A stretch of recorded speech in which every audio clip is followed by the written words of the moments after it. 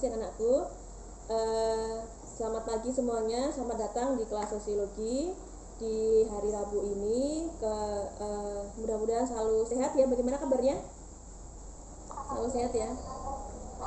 Ya, oke, alhamdulillah. Semoga selalu sehat dan jangan lupa selalu semangat walaupun pembelajaran jarak jauh tetap masih berlangsung sampai bulan ini.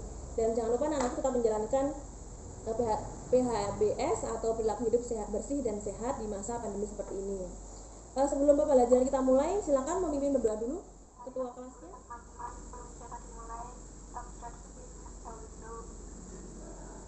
Oke.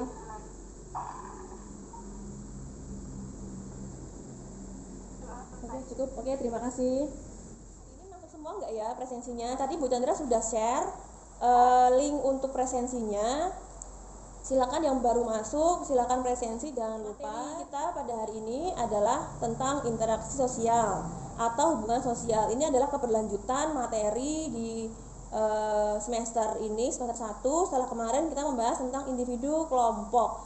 Selanjutnya adalah hubungan sosial. Nah, tujuan pembelajaran kali ini kita adalah mengetahui yang pertama, mengetahui pengertian hubungan sosial atau interaksi sosial, kemudian mengetahui ciri-ciri ciri-ciri interaksi sosial, kemudian yang ketiga adalah mengetahui faktor pendorong interaksi sosial. Selanjutnya kita lanjut ke materi. Coba perhatikan beberapa gambar berikut. Nanti Bu Chandra share PowerPoint-nya. Seperti pada tujuan pembelajaran di awal, apa itu yang disebut dengan interaksi sosial?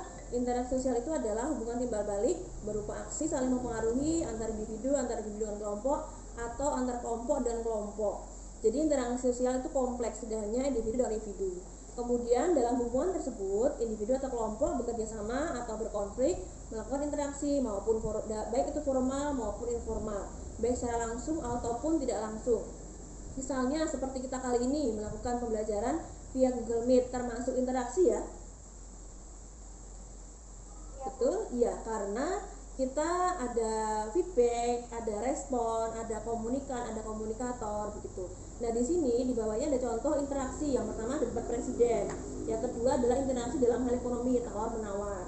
Gitu. Nah, sedangkan selanjutnya, apa itu ciri-ciri, ada apa saja ya ciri-ciri interaksi sosial itu?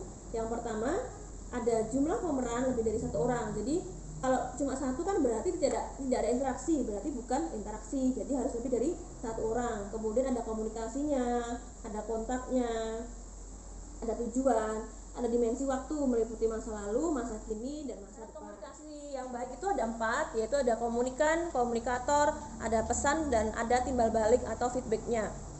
Misalnya Brenda ini sedang tersenyum pada Eka Kumalasari, kemudian Eka Kumalasari nggak merespon senyumnya Brenda, berarti ada komunikasi tidak di sana? Enggak, karena nggak ada timbal baliknya.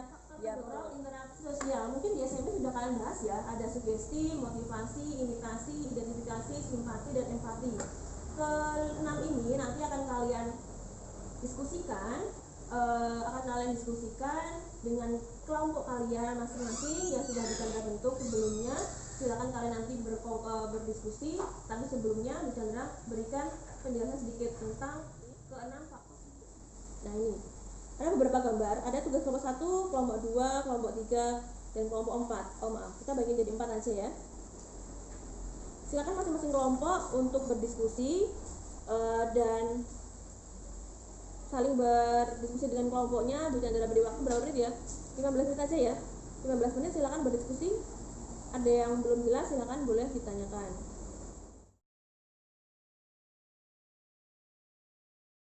Diskusinya silakan. Sekarang Bu Chandra butuh relawan untuk salah satu kelompok mempresentasikan hasil diskusinya tentang beberapa gambar tadi yang kalian cari contoh dalam kehidupan sehari-hari, contoh dari sugesti, motivasi, kemudian ada identifikasi. Silakan, siapa yang mau menyampaikan pendapatnya dari masing-masing kelompok?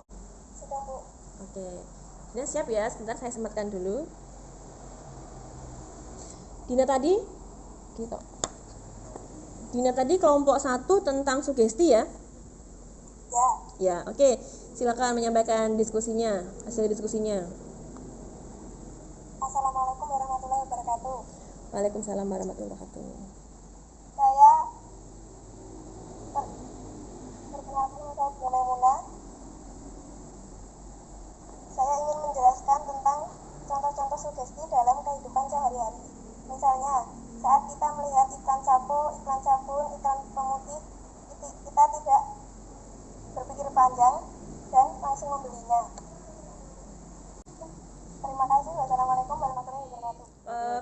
Terima kasih Dina untuk kelompok 1 telah mempresentasikan. Siapa yang mau bertanya? Siva ya? Iya, Bu. Oke, Siva, apa pertanyaan Siva? Tanya apa? Pertanyaannya adalah Hmm. bagaimana ciri-ciri komunikasi yang baik? Oke, ciri-ciri komunikasi yang baik. Ada yang mau menjawab? Apa itu ciri-ciri komunikasi yang baik? Tadi loh ada. Oke, Eka Akum aja mau menjawab. Eka Akum. Ciri komunikasi yang baik. Ada komunikasinya, timbal balik, apalagi tadi? Komunikan dan komunikator. Saya ulangi ya. Ciri komunikasi yang baik itu harus ada komunikan, komunikatornya, pesan atau tujuan yang disampaikan, dan timbal balik atau feedback. Itu ya Siva, jelas? Iya, Bu. Jelas. Oke, terima kasih. Yang lain tanya apa nih? Anis Marsha?